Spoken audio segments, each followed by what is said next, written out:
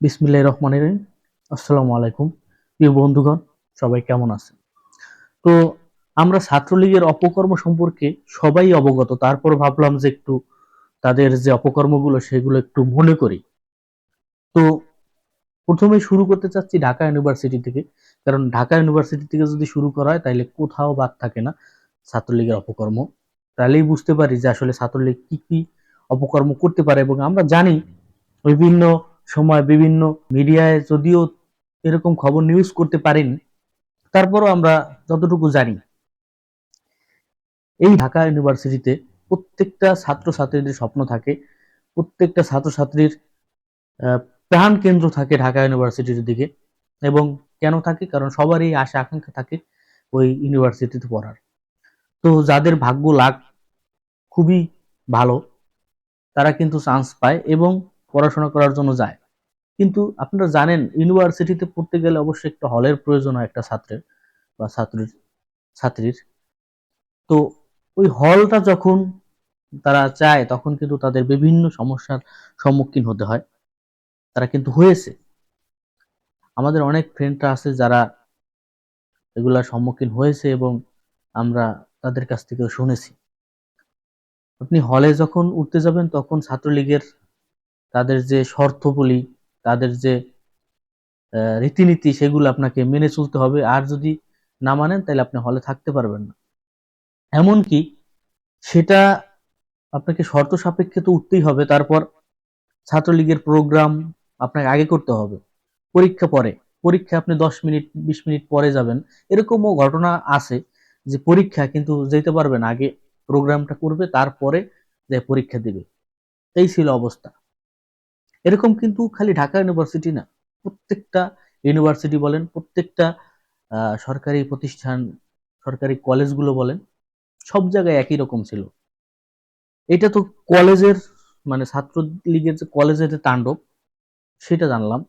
কিন্তু বাইরেও কিন্তু এদের অবদান ছিল অতুলনীয়।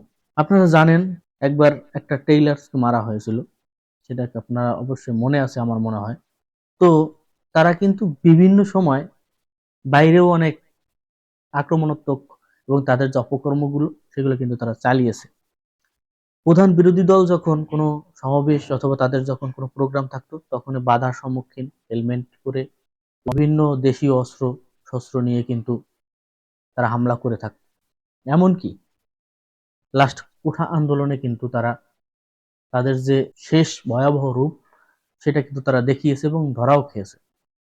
যখন তারা ভেবেছিল প্রত্যেকবারই যখন এরকম অপকর্ম করে যায় এবং বেঁচে যায়, ভাবছিল যে এই কোঠা আন্দোলনের সময় তারা বেঁচে যাবে। কিন্তু ভাগ্যের কি নির্মম পরিহাস, মানুষের যখন পতন হয়, মানুষের অপকর্মের যখন একদমই অবসান ঘটানোর চেষ্টা করে সৃষ্টিকর্তা, তখন কিন্তু তার যে কোনো ভাবেই হোক পতন করবেই সৃষ্টিকর্তা।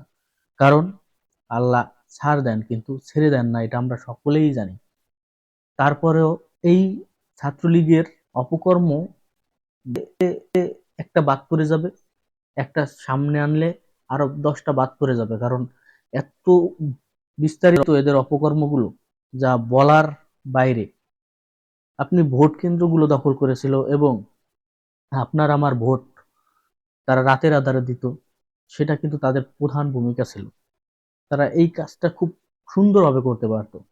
তারপর এই ছাত্রলীগের তাদের যে ভরণ পোষণ, তাদের যে এই চলাফেরা, এগুলো কিন্তু বেশিরভাগই চাঁদাবাজির কারণে হতো।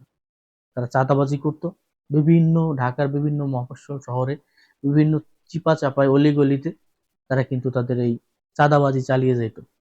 তাদের চাঁদাবাজ মূল অর্থের যোগান। আর মেয়ে যারা ছাত্রলীগ ছিল, তারা বিভিন্ন ধরনের পোস্ট পজিশন পাওয়ার জন্য বিভিন্ন বড় বড় নেতাদের বাসায় যাইতো। এবং সেসব কথা নাই বললাম, আপনারা বুঝতেই পারেন যে তারা কি কারণে আসলে এই বড় বড় নেতাদের কাছাকাছি থাকতেন।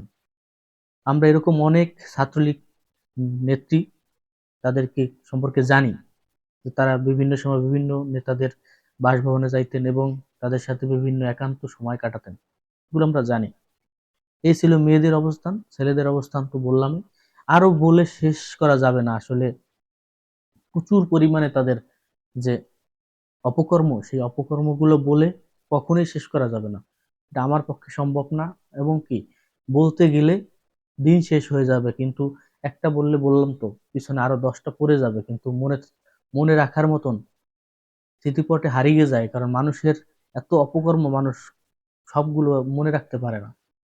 তো এই ছিল বলার।